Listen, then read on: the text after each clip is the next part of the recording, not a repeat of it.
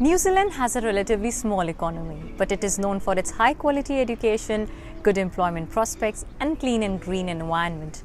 And I have to say, it has been so far the best country I have visited in my life. Hey guys, my name is Arshpreet and I currently live and work in Christchurch, New Zealand. If you're planning to study in New Zealand and don't know where to start, this video has all you need. So make sure you watch until the end.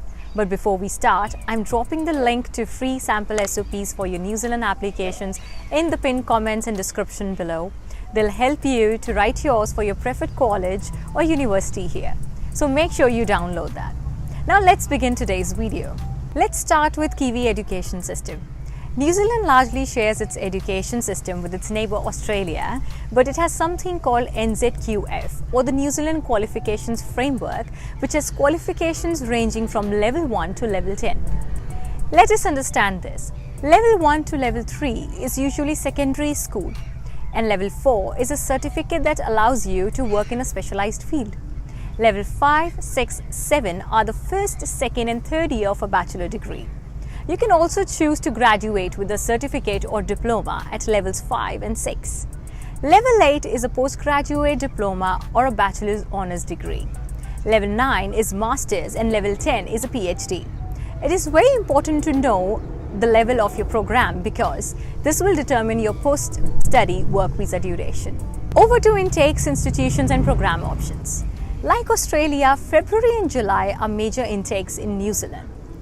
However, some institutions may offer intakes in March, April, May, July, September and November. Largely speaking, universities will only offer February and July intakes, whereas polytechnics or colleges may offer multiple intakes. That brings me to institutions. Broadly speaking, there are two types of institutions in New Zealand for international students: universities and polytechnics or institutes of technology. Universities offer more academically oriented courses and polytechnics offer vocational courses. There are just 8 universities in New Zealand. They include University of Auckland, University of Otago, University of Canterbury, Victoria University of Wellington, University of Waikato, Lincoln University, AUT University and Mesa University. Some well-known polytechnics include Unitech, Wintech, Otago Polytechnic, North Tech, Southern Institute of Technology and Manukau Institute of Technology. There are plenty of options to pursue in these institutions. For example, diplomas, certificates, postgraduate diplomas, graduate certificates, bachelor's honours, masters and doctoral degrees in a variety of subjects. Now let's discuss application and documentation. For undergraduate level, you would require your academic mark sheets that includes your 10th and 12th, IELTS OPT score, passport and SOP. Some universities may also ask for letters of recommendation. For post-graduation, you would need your academic mark sheets, IELTS OPT score, passport, CV, SOP, letters of recommendation, work experience documents in case you have it. Some institutions may also ask for GMAT scores for MBA programs or portfolios for specific courses. Mostly, all universities and polytechnics will not charge any application fee for both undergraduate and postgraduate programs. IELTS requirement for undergraduate is usually 6 with 5.5 in each, and for post-graduation it will be usually 6.5 with 6. However, polytechnics may accept lower scores as well.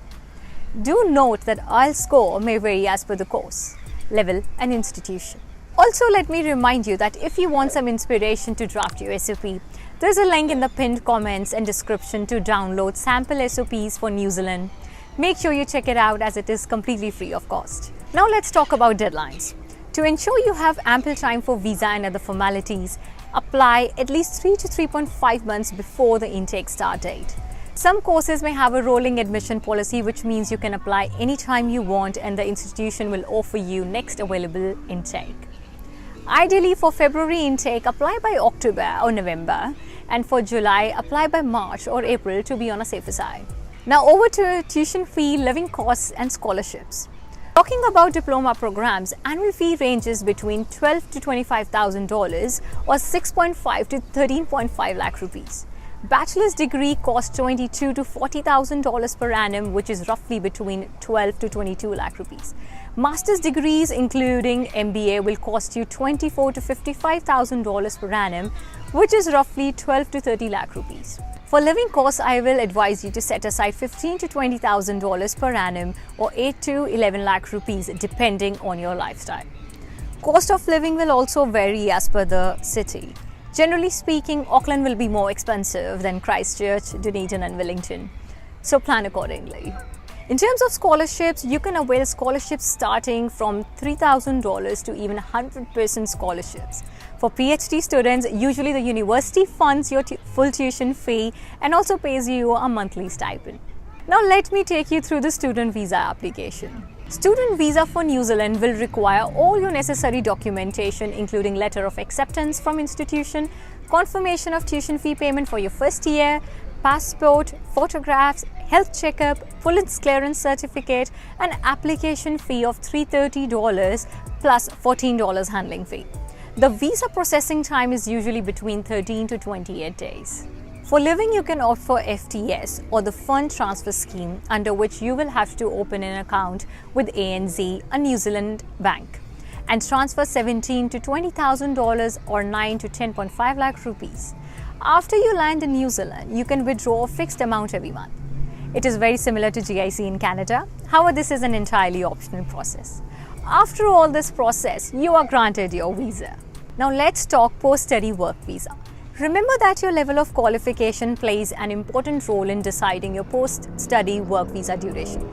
Level 7 and above programs, which includes graduate certificate, graduate diploma, bachelor degree, postgraduate certificate, postgraduate diploma, master's and PhD graduates get a 3-year post-study work visa. If your qualification is below level 7, your qualification must be listed on the qualifications eligible for a post-study work visa list. So, are you ready to start your journey? Hope this video has answered all your queries. If you have any questions, please drop them in the comments below. We will be happy to answer them. But before you leave, hit the like and subscribe button and I will see you in the next one. For more such informative videos, keep watching Leap Scholar.